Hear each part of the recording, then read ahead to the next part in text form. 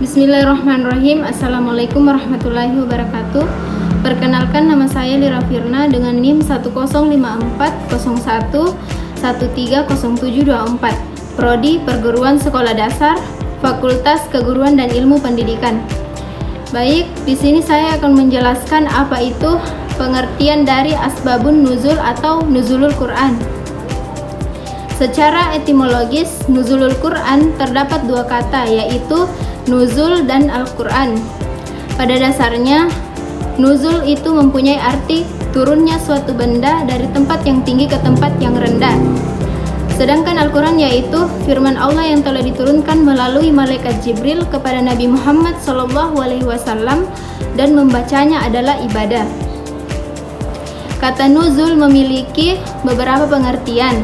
Menurut Ibnu Faris, kata nuzul berarti hubut syai wa wuqu'ah, turun dan jatuhnya sesuatu. Sedang menurut Ar-Raghib al-Isfahani, kata nuzul berarti hubutu man alaqah li saqalah, meluncur atau turun dari atas ke bawah. Menurut Al-Zarqani, kata nuzul diungkapkan dalam penuturannya yang lain untuk pengertian perpindahannya sesuatu dari atas ke bawah. Di dalam hubungannya dengan pembahasan nuzulul Quran ini, kata M. Fahzanrif di dalam bukunya yang berjudul Sintetis Paradigma Studi Al-Quran. Ada juga pendapat yang memberikan alternatif dari problem teologis dengan memberikan pengertian majazi dari kata nuzul. Dalam hal ini, nuzul diartikan penampakan Al-Quran ke pentas bumi pada waktu dan tempat tertentu.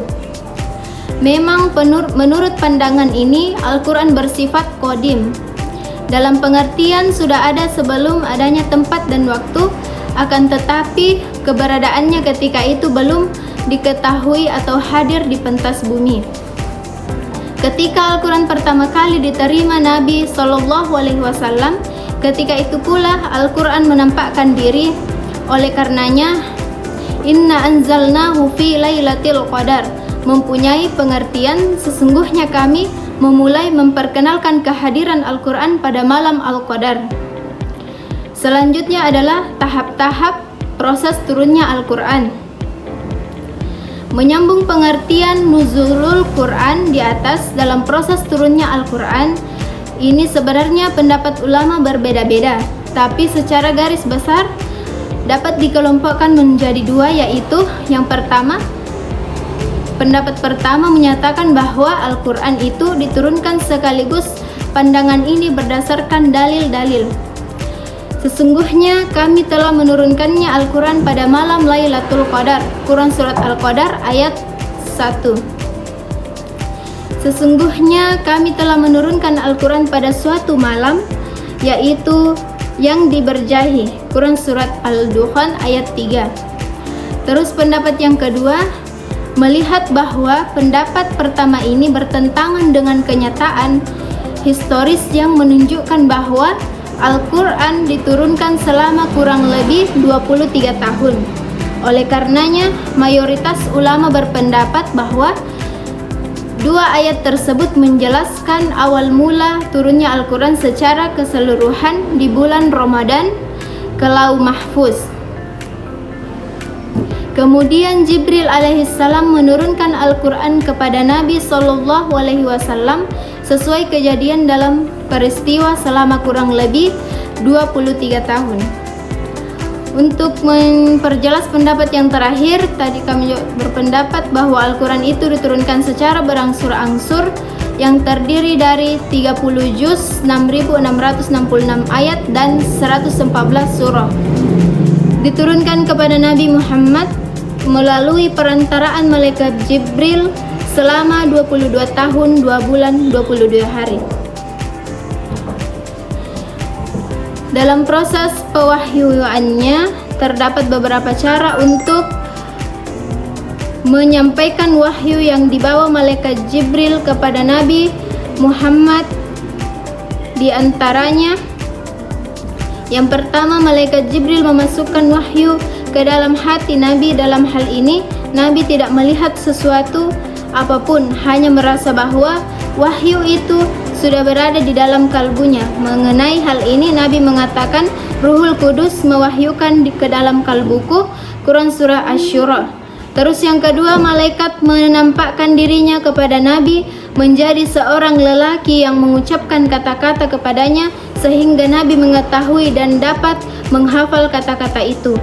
Terus yang ketiga, wahyu datang kepada Nabi seperti gemerincingnya lonceng. Cara ini dirasakan paling berat bagi Nabi, kadang pada keningnya berkeringat meskipun turunnya wahyu di musim dingin. Kadang unta baginda Nabi terpaksa berhenti dan duduk karena merasa berat bila wahyu turun ketika Nabi sedang mengendarai unta.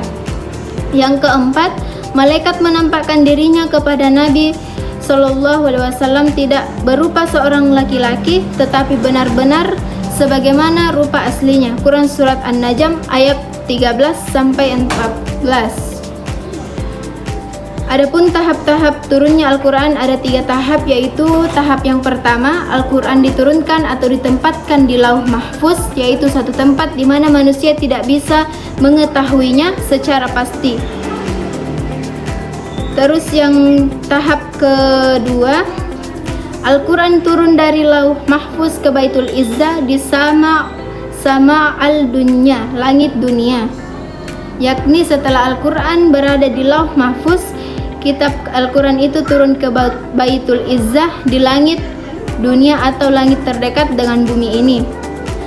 Tahap yang ketiga, Al-Quran turun dari Baitul Izzah di langit dunia langsung kepada Nabi Muhammad SAW, yakni setelah wahyu kitab Al-Quran itu pertama kalinya ditempatkan di Lauh Mahfuz.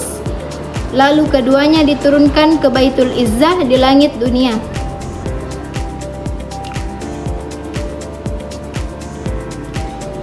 Hikmah yang terkandung dalam penurunan Al-Quran secara berangsur-angsur.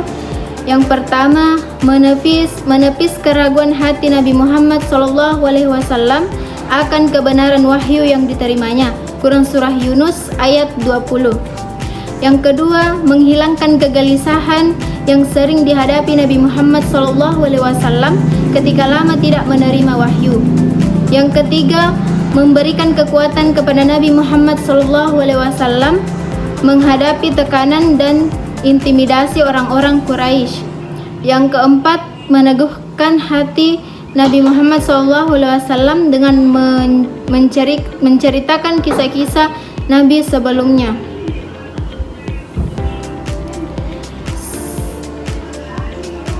Sedangkan manfaat bagi masyarakat Arab ketika masa Al-Quran diturunkan adalah: yang pertama, mempermudah sahabat dalam menghafalkan, memahami, dan mengamalkan Al-Quran.